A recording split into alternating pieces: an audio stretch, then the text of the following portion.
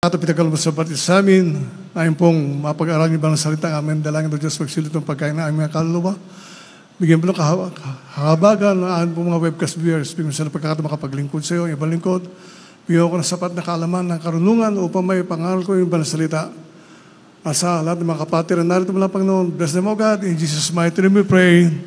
Hallelujah, praise the Lord. Punin natin dakilang Diyos. Ang pinakamataas sa pagpupuri, pagluwalhati, kadakilaan, tao sa pusong pagkasalamat, ay nakakulaman sa ating dakilang Diyos ng buhay, sa ating pong pinakamamahal na Panginoon Kristo, at ako'y mababati sa magandang hapon, sa ating minamahal, ginagalang Pastor Evangelista Willis Rad Almeida, time prophet of God, ang buong sambahayan natin mula Pastor, patuloy natin sinasariwa, ang blessed memories and teachings of our beloved Assistant Pastor Lina C. Almeida. Magandang hapon sa ating pong mga webcast viewers, magandang hapon sa ating lahat. Ating pong paksahin ngayong hapon na ito ay pamagatan nating pagkatakot. Fear. Alam mo minamahal, nung lumabas ang mga Israelita sa Ehipto, hinahabol sila ng mga tauhan ni Paraon. Sa kanan nila, minamahal ko, at sa kaliwa, naroon na matataas na bundok. Sa harapan nila, minamahal, tubig na malaki, minamahal ko. Kaya, ating basahin ang unang bersikulo, minamahal ko, dito sa aklat ng mga Exodo, Kapitulo 14, versikulo 13. Praise God. Dito po sa Exodo 14, talatay 13, ganito po ang pagkasulat. At sinabi ni Moises sa bayan, huwag kayong matakot. Tumigil kayo at tignan ninyo ang pagliligtas ng Panginoon na gagawin sa inyo ngayon, sapagkat ang mga Ehipsyo na inyong nakikita ngayon ay hindi na ninyo uli makikita magpakailanman. Amen. Purihin ang ating dakilang Diyos. God bless you po, beloved brother Renato. Ang mga Ehipsyo na inyong nakikita ngayon ay hindi na ninyo makikita. Isipin mo, minamahal. Yun po sabi ni Moses, ng kanyang pangunahan ng paglabas ng mga Israelita sa Ehipto, minamahal ko, bilang mga alipin, minamahal.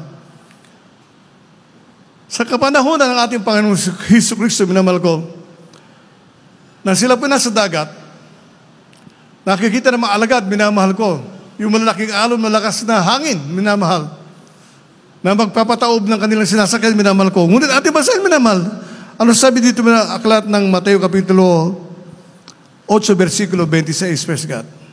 Dito po sa aklat ng Mateo Kapitulo 8, talatay 26. At sinabi niya sa kanila, bakit kayo nangatatakot o kayong kakaunti ang pananampalataya? Na magkagayoy nagbangon siya at sinaway ang hangin at ang dagat at humusay na totoo ang panahon. Amen. Puri ng ating dakilang Diyos, nakita po natin minamahal. Sa kapanahon lang yun, sino makapagpipigil ng hangin? Ng alon sa dagat, minamahal ko. Ngunit nagsalita ang ating Panginoon Kristo. He rebuked the wind. Kanya pong pinatigil ang hangin, minamahal, at nagkaroon ng kapayapaan o kalma sa dagat. Isipin po natin ngayon, sa ating kapanahunan, minamahal, kung tayo po ay naglilingkod sa ating dakilang Diyos, na meron tayong pananampalataya, isang tiyak na bagay, ano man ang problema, ano man ang suongin ng mga anak ng Diyos, minamahal ko, kayang lutasin ang ating mga Panginoon in a split of seconds. Kaya mga tao, minamahal ko, sa ating kapanahunan, makita natin ating mga kababayan, minamahal, na problema sila, minamahal ko. Tataas ang gasolina, tataas ang kuryente, ang tubig, ang bigas, minamahal. Wala nang tigil ang pagtaas, minamahal ko. Ngunit sa mga anak ng Diyos, minamahal, sa mga tunay na Kristiyano, hindi sila nag-aalala. Tandaan po natin yun, hindi ka dapat mag-alala sapagkat naglilingkod ka sa totoong Diyos. Yung po totoo, minamahal. Kung wala kang makain, ibig sabihin, pinag-aayuno ka ng ating dakilang Diyos. Kung wala kang pera, minamahal, nais ang ating dakilang Diyos na maglakad ka, magmula sa inyong bahay, papunta sa gawain. Isipin po natin, minamahal. Kaya po yung mga totoong Kristiyano, nung araw, kung napapakinggan ko yung patotoo, 36 years ago, 37 years ago, mag-37 na minamahal ko, iba yung kanila pong patotoo, minamahal ko. Pamahimala ng ating dakilang Diyos. Kung paano sila pinagaling na ating mga Panginoon, kung paano sila binago ng ating dakilang Diyos. Ngayon naman nagkukwento na lang. Ikinukwento mabuti yung doktor sa hospital. Isipin po natin yung minamahal ko. Nasaan ang paglilingkod natin sa ating dakilang Diyos? Nasaan na ang pagkatakot natin sa ating mga Panginoon? Nawawala na.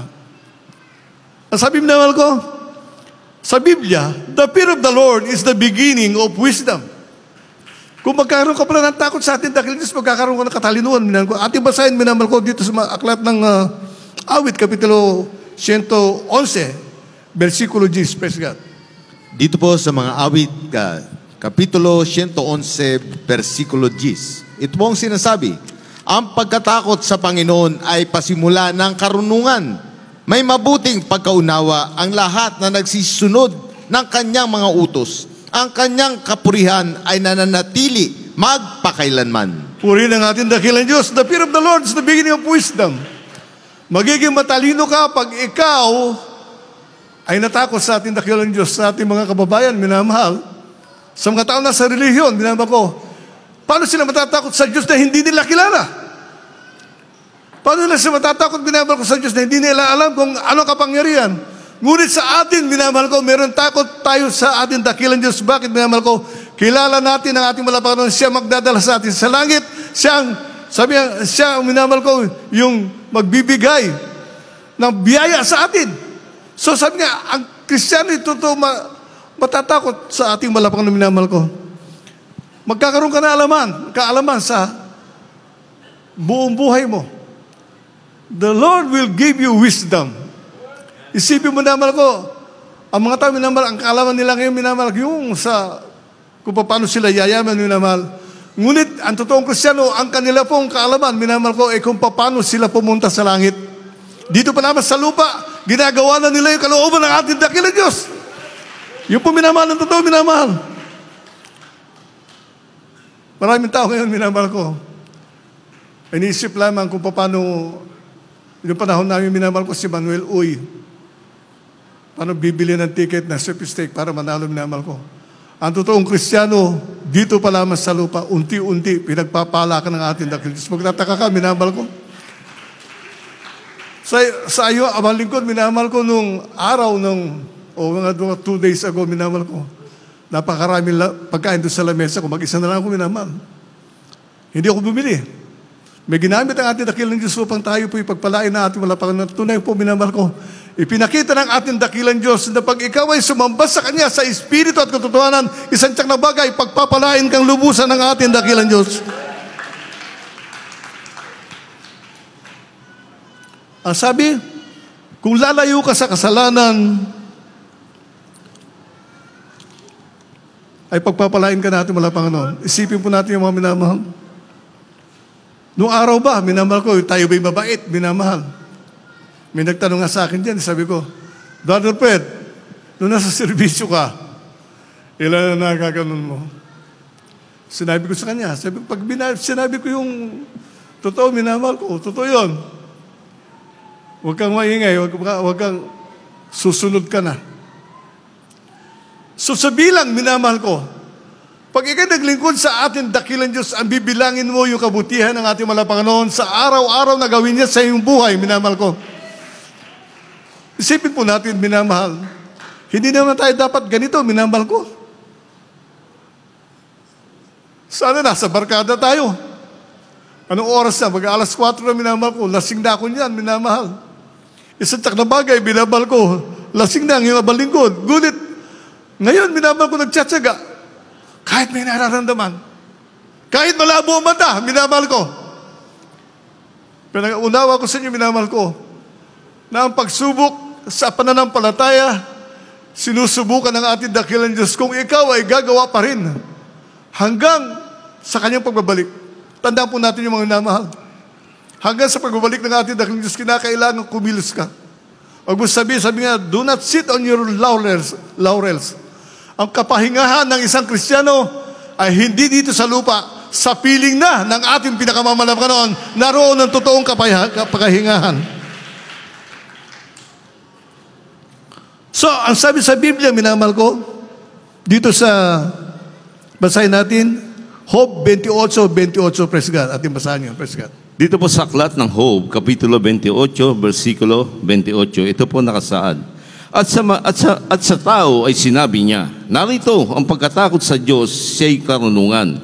Ang pag-iwalay sa kasamaan ay pagkaunawa. Amen. The fear of the Lord is the beginning of wisdom, at ang paghihiwalay sa masama ay ang pangunawa. Isipin po natin yung minamahal. Nung araw nga,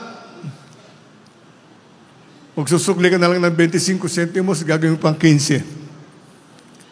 Para may gis ka. Ngunit ngayon, minamahal, sabi nga, halos ibigay mo na ang lahat sa iyong kapwa. Hindi ka naman mawawalan sapagkat nakikita ng ating dakilang Diyos yung tunay na pag-ibig mo sa iyong puso, minamahal. Sabi nga, minamahal ko, yung mga taong hindi naman Kristiyano, pagkain ng anak ng Diyos, isipin po natin yun, minamahal. Pinapaunawa lang natin, minamahal, kung gaano natin kamahal sila at ang kanilang kaligtasan. Ngunit, ang mga tao nga, minamahal, ang iniisip, minamahal ko, ay puro lang sa kanila. Katulad niyo yung aking bunga, minamahal ko. Dinamitan mo na, sinuotan mo pa ng sapatos, may pantalon pa, minamahal. Bigla na wala. Nasaan? Maglilingkod sa Diyos, minamahal ko. Dito sa gawain ng Jesus Miracle Crusade, ito ang tunay na paglilingkod sa ating mga Panginoon. Hindi ka maghihirap, minamahal ko. Isang tiyak na bagay, darating ang panahon, pagpapalain ka ng ating mga Panginoon. Praise God, hallelujah. Kaya, pag ikaw ay tunay nagmamahal, wala kang takot. Hindi ka mag-iisip na ikay mahihirapan, ikay may mawawalan. Hindi po, minamahal. There is no fear in love. Pag mahal mo ang isang tao, isang tiyak na bagay, mahal mo ang kanyang kaligtasan. Tandaan po natin yung minamahal. Kung ating mabasahin, minamahal ko sa unang Juan, Kapitulo 4, versikulo 18. Praise God. Dito po sa aklat ng unang Juan, Kapitulo 4, ang versikulo po ay 18. Walang takot sa pag-ibig, kundi ang sakdal na pag-ibig ay nagpapalayas ng takot, sapagkat ang takot ay may kaparusahan, at ang pagkatakot ay hindi pa pinapasakdal sa pag-ibig. Amen. Puri ng ating dakilang Diyos. God bless you po, beloved brother.